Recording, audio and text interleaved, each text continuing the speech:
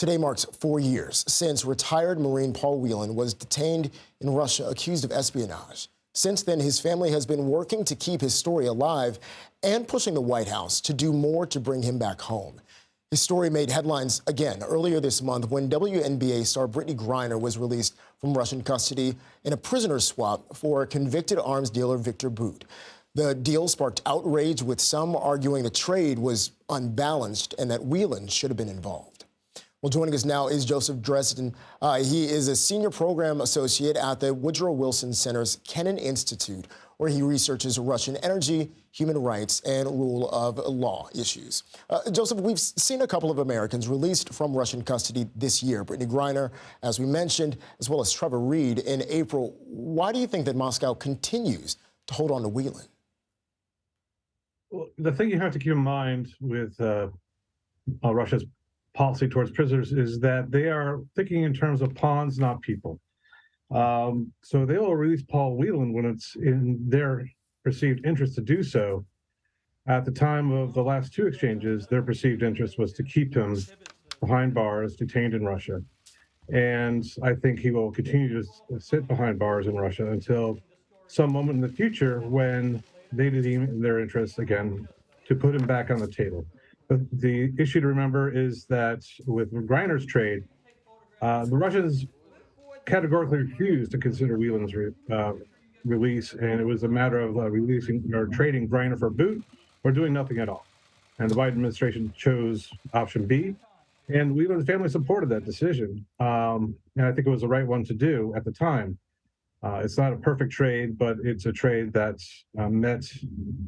I think the United States needs to demonstrate that they're willing to get American citizens out, and certainly met the Kremlin's need in terms of stoking a lot of controversy over here in the United States, and also showcasing in Russia itself that, look who we're dealing with. We're dealing with a society that will leave one of their own soldiers behind bars, and instead make a deal for, count the categories: a black, gay, female, drug-using celebrity, to put in those crass terms.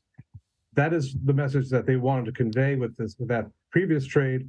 We'll see what happens in the future. Hopefully we can get Mr. Whelan out, but that will be on the Kremlin's timetable, unfortunately. You kind of alluded to this. Do you think that Moscow is playing political chess here? And what does the Kremlin ultimately want to accomplish? Absolutely, they're playing chess. It's one area where they think that they can have some PR successes when their war in Ukraine is going so poorly.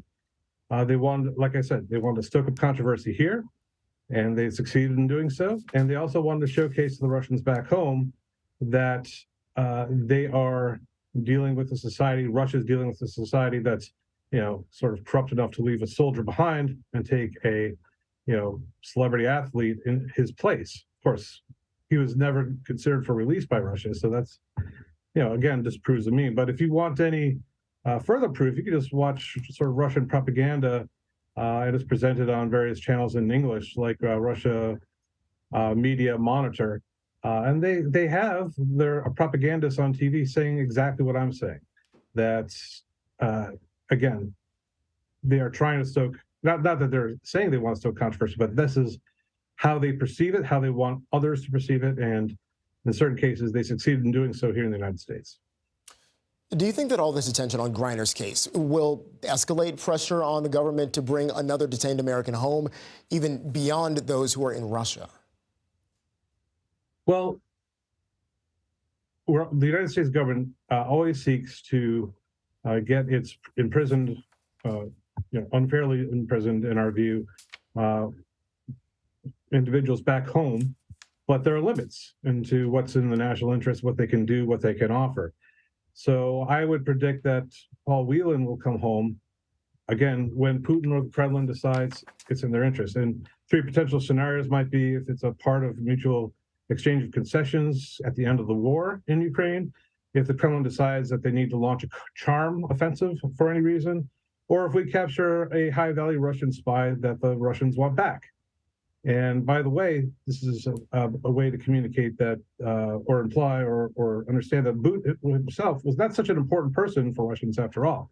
If he was so very important, Whelan would have been on the table. It was always the narrative and never the people involved that was the most important for the Kremlin. Gotcha. Joseph Dresen, thank you so much for joining us. Glad to be here. Thank you.